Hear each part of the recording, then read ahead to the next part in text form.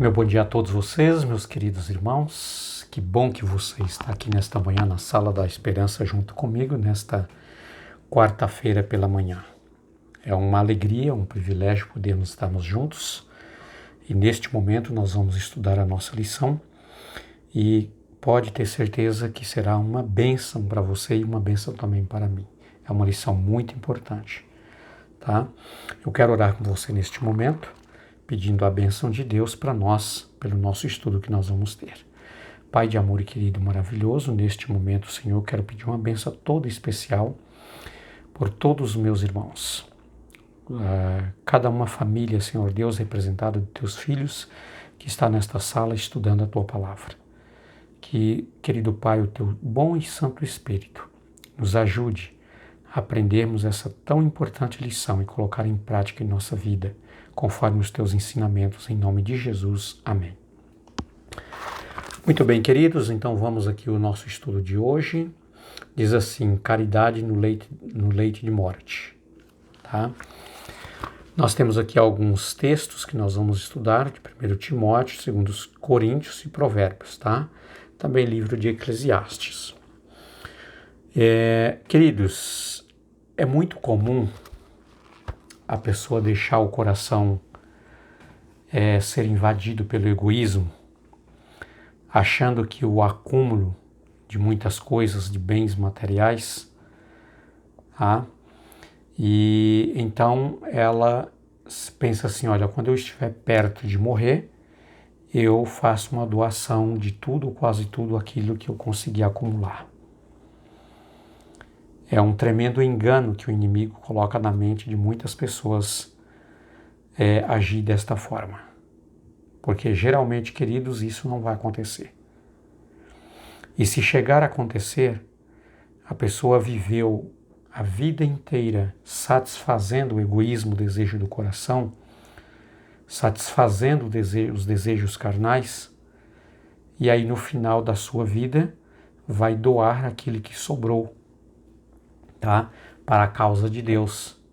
Algo que não foi apresentado por meio, sabe, assim, como uma demonstração de amor, uma demonstração de carinho, como um sacrifício, separando aquilo, aquela oferta, tá, para dedicar para o crescimento da obra de Deus, para a salvação de pessoas. Tá? Mas muitos o fazem no final da vida, tá? Tentando fazer com que acalente a sua consciência, que está tão pesarosa, está assim tão afastada de Deus pelo tempo que viveu, que poderia fazer o melhor e deixou de fazer. Ok? Muito bem. Por isso, queridos, aqui em 1 Timóteo, no capítulo 6, verso 17, diz assim, olha, aos ricos que não sejam orgulhosos e nem deposite a sua confiança na instabilidade das riquezas. Tá? A riqueza não dá uma estabilidade para a pessoa, queridos, no contexto espiritual, para que a pessoa vive uma vida de tranquilidade e paz. A riqueza não faz isso. Quantas e quantas pessoas doaria quase toda a sua riqueza, ou toda, para ter um momento de paz e tranquilidade? Mas ela não tem. Porque a riqueza não é paz. Tá? Ainda mais se ela estiver sendo usada fora dos ensinamentos da palavra de Deus. A pessoa vai viver uma vida muito mais conturbada ainda. Tá? Em 2 Coríntios 4, 18, diz assim, olha, não devemos viver para as coisas temporais, e sim para as coisas eternas. Veja o conselho da palavra de Deus. A nossa vida, queridos, não deve estar voltada para as coisas temporais.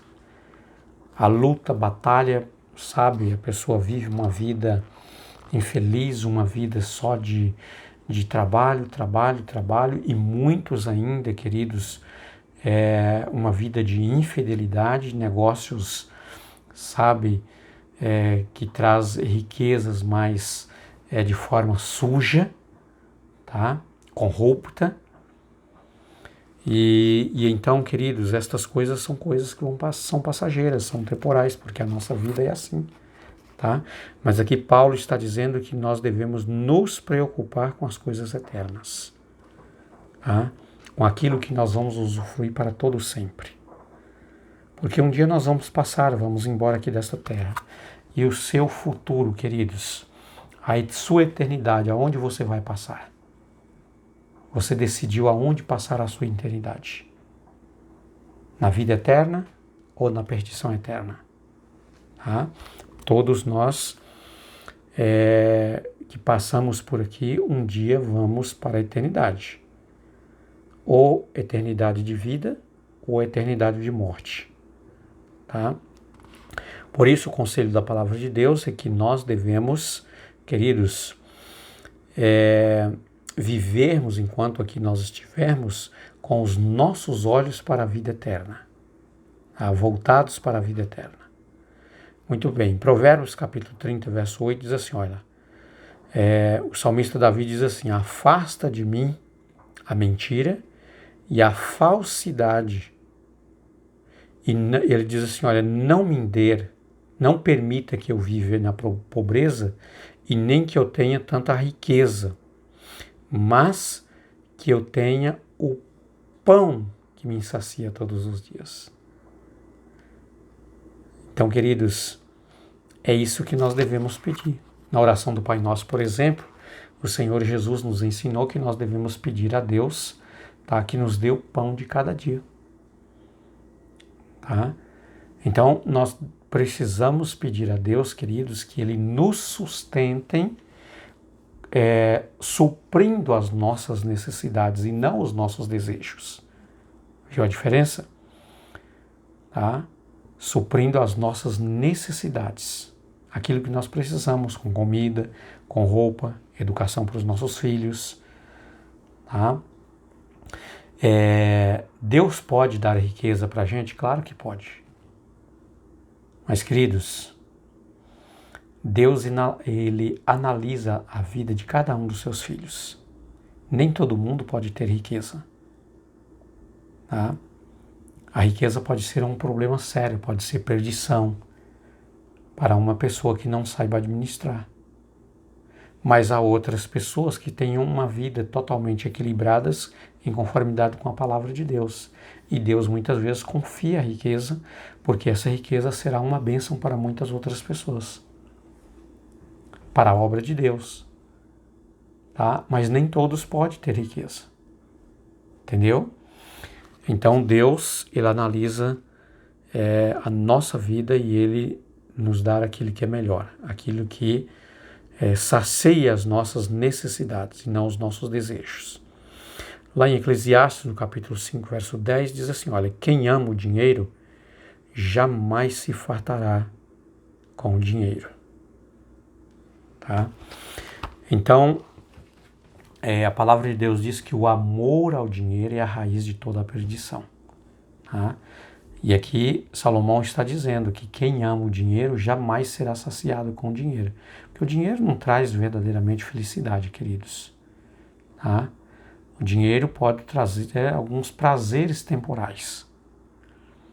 Tá? Alguns momentos de prazer. Porque você tem o dinheiro, então você pode saciar os desejos da carne com o dinheiro. Mas ela não traz felicidade, não traz paz, não traz alegria. Alegria que eu falo no contexto da palavra de Deus, que é a alegria de poder viver uma vida tranquila, de esperança, de confiança em Deus. Tá? O dinheiro não faz isso. Por isso, o conselho da palavra de Deus, queridos, é que nós não devemos idolatrar o dinheiro, fazer dele um Deus para ser amado e adorado. Infelizmente, é isso que muitos fazem. Não é verdade? o dinheiro pode exercer um controle poderoso sobre o ser humano, o que tem levado muitos à ruína. Quem de nós nunca ouviu falar, queridos, que a pessoa, algumas pessoas, quem sabe conhecidas, porque ela tem dinheiro, tá? Ela fez, coisas terríveis na vida dela que levou ela, verdadeiramente ao desespero, a um problema sério, tá? Muitas vezes perdeu a liberdade. Por quê? Porque ele deixou que o dinheiro invadisse, tá? O seu coração, onde só Cristo deveria ali ter como a sua propriedade. Entendeu? Muito bem. No contexto de ser um bom mordomo ao planejar para a morte, um perigo que as pessoas enfrentam é a tentação de acumular bens agora, justificando esse acúmulo com a seguinte ideia: bem, quando eu estiver perto de morrer, poderei doar tudo. Foi aquilo que eu acabei de falar há pouco instante. A pessoa acumula dinheiro para saciar os desejos da sua carne, de todo tipo de imoralidade que ele imagina, e aí ele pensa, quando eu ficar velho, aí o restante que sobrar eu faço doação para pessoas necessitadas ou para uma instituição religiosa, de alguma maneira, tá? Então, queridos, a pessoa não deu oportunidade nem tempo para que Deus pudesse fazer ali uma transformação, no coração desta pessoa.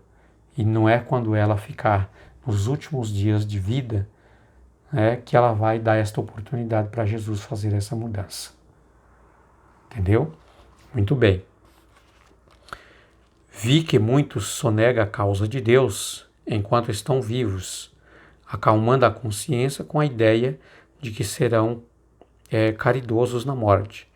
Dificilmente ousa exercer fé e confiança em Deus para dar qualquer coisa enquanto vive. Mas essa caridade no leito da morte não é o que Cristo exige de seus seguidores.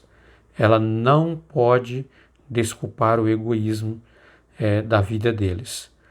Os que se apegam às suas propriedades até o último momento, entrega-as na morte, em vez de fazê-los para a causa de Deus. Infelizmente, queridos, se a pessoa não fez em bons momentos, tá?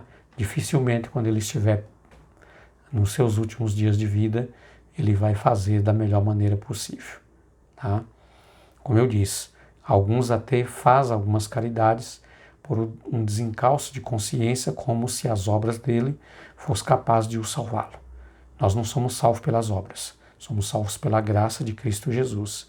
E essa graça de Cristo é que vai nos regenerando cada dia da nossa vida, que vai nos transformando, que vai nos perdoando, que vai nos justificando, sabe? No decorrer da nossa vida. Nós temos uma vida para isso. E se nós deixarmos para os últimos dias de vida, dificilmente isso vai acontecer. Porque uma vida inteira de negligência, queridos, é o suficiente para fazer com que a pessoa termine a vida sendo rebelde para com Deus. Que Deus te abençoe, que Deus nos ajude, para que nós possamos, queridos, aprendermos a primeira coisa. Aquilo que nós temos, aquilo que conseguimos conquistar, não são nossos. São bens pertencentes a Deus que Ele nos confiou. E como mordomos, Ele nos confiou para sermos usados da melhor maneira, para ser uma bênção e não uma maldição. Então que Deus te abençoe, que Deus te ajude, para que nós possamos cada dia, queridos, conhecer mais a vontade de Deus e fazer aquilo que é realmente a sua vontade. Até a próxima lição. Que Deus te abençoe ricamente, que você tenha um ótimo e abençoado dia. Fica na paz de Cristo Jesus e até logo.